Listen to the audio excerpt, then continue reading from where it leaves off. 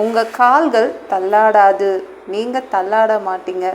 என்னங்க நல்லா தாங்க போயிட்டு இருந்துச்சு, திடீர்னு ஒரு தள்ளாடுற மாதிரி சறுக்கிற மாதிரி இருக்கு. இல்லை, தேவன் உங்களை காப்பாற்றுவார். கரடு முரடான ஒரு பாதையில் நீங்கள் நடந்தால் கூட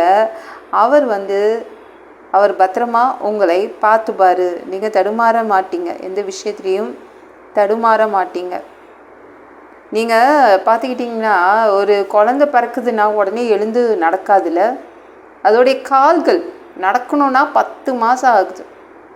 ஒரு மனிதனுடைய கால்கள் பலவீனம் உள்ளது.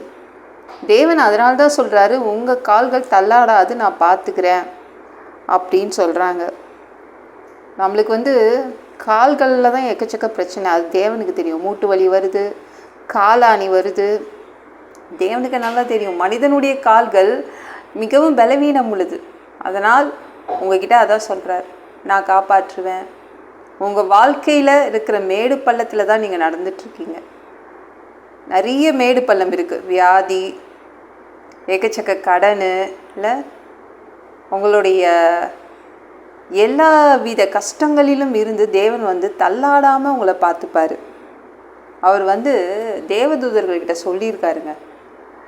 தேவதூதர்கள் எப்படி உங்களை பார்த்துக்கிறாங்கன்னா, அவங்க கைகளால் ஏந்திக்கிறாங்க.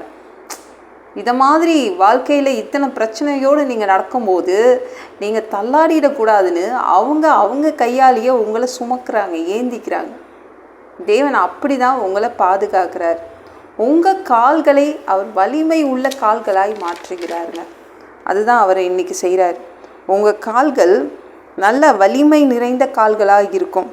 சிங்கத்தின் மேலும் பாம்பின் மேலும் நீங்கள் நடப்பீங்க. பிசாசுகள் மேலெலாம் நடந்துடுவீங்க ஏறி. என்னங்க, மனுஷங்க தாங்க ஏமால ஏறி நடந்து போகிறாங்க?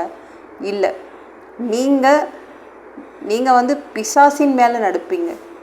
ராட்சத பிறவிகள் மேலே நீங்கள் ஏறி நடந்துடுவீங்க.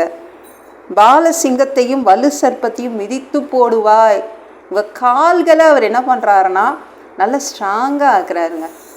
நீங்கள் மிதிப்பீங்க, எல்லாத்தையும் மிதித்து நசுக்கி போட்டுருவீங்க. பிசாசுகள் எது உங்கள் முன்னாடி இருந்தாலும் நீங்கள் நசுக்கி போட்டுருவீங்க.